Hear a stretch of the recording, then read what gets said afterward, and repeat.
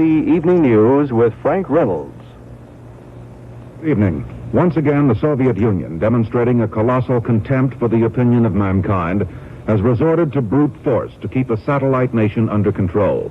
Russian tanks and infantry, aided by troops from East Germany, Hungary, Poland, and Bulgaria, have occupied Czechoslovakia and have crushed the new and relatively liberal leadership of that small country. The Czech news agency said tonight that Alexander Dubček, head of the Communist Party in Czechoslovakia, and other leaders of the reform movement have been taken to an unknown place by Soviet forces. Dubček reportedly was removed in an armored car. The secretary of the party's Central Committee, according to the same news agency, has been kidnapped. The Czech parliament has unanimously demanded the release of the country's leaders and the immediate withdrawal of all the foreign troops, but the Soviet leaders obviously are not in a mood to pay any attention to demands from Prague. These films show various scenes in Prague today. Czechoslovak television was still in operation, and the films are relayed to the United States via satellite. The young people of Prague sitting down in the path of Soviet tanks, borrowing a technique employed elsewhere in protest demonstrations. The smoke here may well be from burning trucks or streetcars that in some instances were used as temporary barricades. But almost everywhere the people of Prague turned today, they found themselves looking at the barrels of Soviet guns. At least 70 tanks were reported in the capital city of Prague, and it was in Prague that casualties were heaviest. Soviet gunfire reportedly killed 4 persons in the capital. Nearly 200 were wounded. 2 more deaths occurred in Bratislava, and at least 1 in Košice. The Czech leadership called on the people not to resist violently. But these pictures make it plain that though the citizens of Czechoslovakia are unarmed, they have expressed their contempt for the invaders of their country. American embassy officials in Prague have advised Americans in Czechoslovakia to remain where they are and not attempt to travel. Soviet planes continually flew over Prague. The city's airport was closed to all but military traffic, and throughout the city, bands of people roamed about, many displaying Czech flags. Here is a crowd gathered around an automobile that reportedly was rammed by a Soviet tank. There were many incidents of Czechs and Russians trading insults, and one report says the Russian soldiers were told they were going to Czechoslovakia to liberate the country from the West Germans. Prague radio announcers, broadcasting descriptions of the scene and the streets below them, said at one point that bullets were smashing through their windows, and over their voices the sound of cannon and machine gun fire could be heard. In a choking voice, one announcer reported, "This is the last appeal. Shooting is heard from the streets outside. They are trying to scare us away, but we are used to it." And throughout the city, too, the crowds gathered. There were spontaneous rallies held. Again, smoke, possibly from a burning truck or building. But everywhere there was the overwhelming presence of the Soviet military. Just to look out a window in Prague today was to see Soviet armor and trucks moving the infantry that took up positions around the city. This is Prague, and here armored cars move into position and stop. Nobody knows when or whether they will move again. Radio Pilsen described itself today as the last free radio station in Czechoslovakia. And the announcer at the station, which is some 50 miles southwest of Prague, said a tank of unknown nationality was advancing on the radio station building. He said he did not know how long the station would be able to continue broadcasting, and a short time later, Radio Pilsen went off the air. In a moment, a report from an ABC correspondent on the Czech frontier.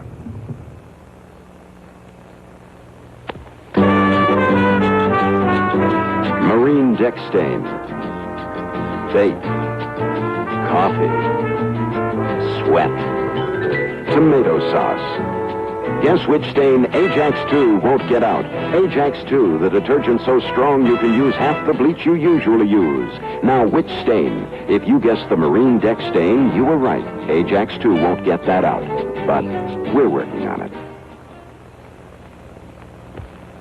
Margie, that's the ugliest tube I ever saw. Relax. We're doing the ugly tube test. Oh? Well, how's the test work? Disguise the new tube of Colgate and any other leading brand. After 10 days, which one really looks used? Colgate. Give kids a choice. Most kids brush with Colgate, anti-cavity Colgate. Compared to the leading fluoride, Colgate's unsurpassed in reducing new cavities. Make the ugly tube test in your home with anti-cavity Colgate. That's beautiful.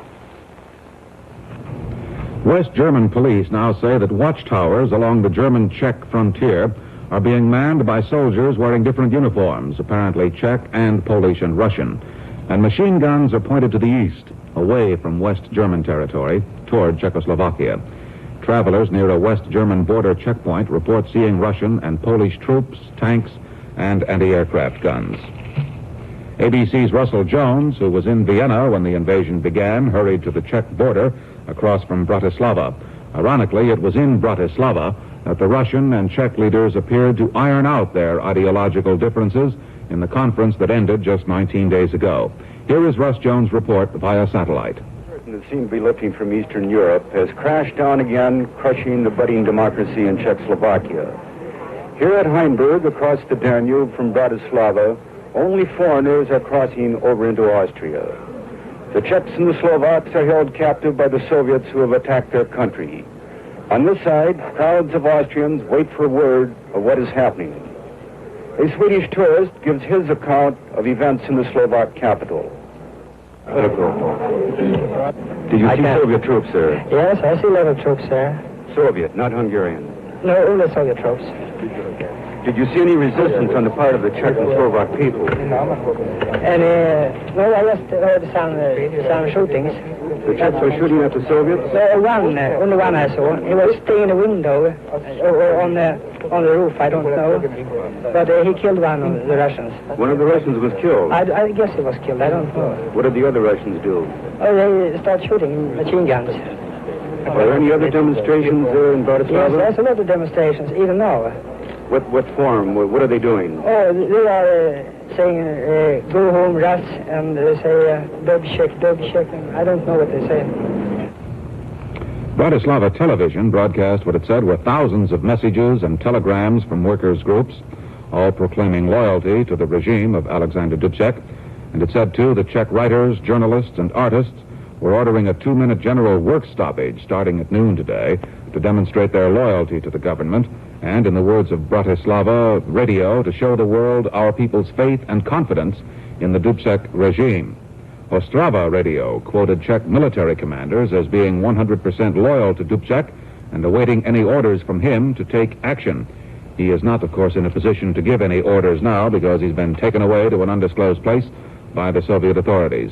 ABC News will broadcast a special program about the Czech situation called Again Czechoslovakia, and the program will be seen on many of these stations tonight at 8:30 Eastern, 7:30 Central Time.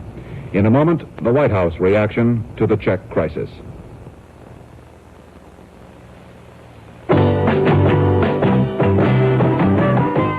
Wonder what television will be like this fall? Here's some shows we think you'll enjoy. The Mod Squad. They can get into 1,000 places if we can. If you meet these kids in an alley some night, don't fight them. They're cops. I know I'm not beautiful, but I'm told I have a nice personality. She's the ugliest girl in town. She's a boy. I mean, is that the put on to end all put on? ABC's very unconventional coverage of both the presidential race and the Summer Olympics.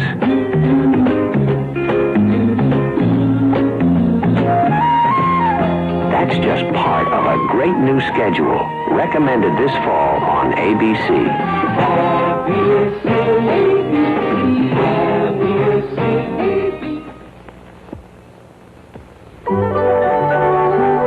This crystal is clear.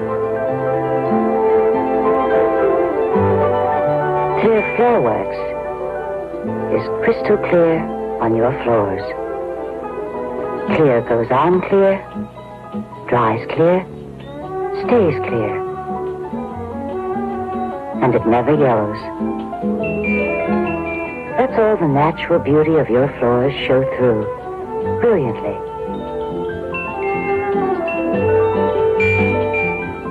Clear, the crystal clear look from Johnson Wax. There's no reason why this little boy should be bothered by mosquitoes. Not with Off around. Off is the mosquito repellent that really works. And here's proof. Watch those hungry mosquitoes go for this unprotected arm. Now, foam type Off is applied. And look, they don't bite, they don't even light, thanks to the most effective repellent ingredient ever developed. It keeps mosquitoes away up to 5 full hours. Try Off in foam or spray. An emergency meeting of the United Nations Security Council is expected to get underway soon to deal or try to deal with the crisis in Czechoslovakia. The meeting was requested by the United States and 5 other countries. Earlier today, UN Secretary General Font denounced the Soviet invasion of Czechoslovakia as a blow to world order. President Johnson promptly denounced the invasion of Czechoslovakia and appealed to the invaders to withdraw. The tragic news from Czechoslovakia shocks the conscience of the world. The Soviet Union and its allies have invaded a defenseless country to stamp out a resurgence of ordinary human freedom. It is a sad commentary on the communist mind that a sign of liberty in Czechoslovakia is deemed a fundamental threat to the security of the Soviet system. The excuses offered by the Soviet Union are patently contrived. The Czechoslovakia government did not request its allies to intervene in its internal affairs, and no external aggression threatened Czechoslovakia. The action of the Warsaw Pact allies is in flat violation of the United Nations Charter. We are consulting urgently with others to consider what steps should be undertaken in the United Nations. Ambassador George Ball has been instructed to join with other nations in the Security Council to insist upon the charter rights of Czechoslovakia and its people. Meanwhile, in the name of mankind's hope for peace, I call on the Soviet Union and its associates to withdraw their troops from Czechoslovakia. I hope that responsible spokesmen for governments and people throughout the world will support this appeal. It is never too late for reason to prevail. Just what role Washington is likely to play in Czechoslovakia's future has been explored by ABC's Joseph C. Harsh in Washington. Here is his view. American policy towards the Czech crisis was shaped up rather quickly here in Washington today. The results of a series of emergency sessions at the White House and State Department can be summarized as follows. The United States is going to let the small countries take the lead in anything that is done, mostly to be in the United Nations. Washington will support everything they do, but the American role in the scenario, as written here today, is to be quiet and secondary. There will be nothing dramatic in the area of American-Russian relations. Proposals for putting those relations into a deep freeze have been turned down. For example, talks are to continue as scheduled on nuclear weapons limitations and other pending American-Russian business. There is a considerable hope here that almost universal world disapproval of what the Russians done may cause the Russians to reconsider. State Department officials have noted hopefully that the Czech National Assembly has denied the Russian case for the invasion. It is noted that the Czech foreign minister was last reported to be in Yugoslavia, which means that protests at the UN might include a protest by officials of the Czech government itself, and that many communist countries and communist parties are among those who are protesting. The assumption here is that anything Washington might do all by itself dramatically could only make it harder for the Russians to back down. The hope is that if Washington plays a secondary, quiet role, that the united voices of the small countries of the world just might impress the Russian bear. Joseph C. Harsh in Washington. Nicolae Ceausescu, the reform-minded leader of Romania, said in Bucharest today that a guard of workers, intellectuals, and peasants will be formed for protection of our country. He obviously is concerned that the Russians might get some ideas and moving against him. Ceausescu declared that his trust in the strength of the people, adding that the grave mistake in Czechoslovakia may jeopardize peace in Europe and the future of socialism. President Tito of Yugoslavia, who has openly backed the liberal Czech leaders, expressed his deep concern over the invasion. He said the sovereignty of a socialist country has been violated and the social and progressive forces in the world given a hard blow.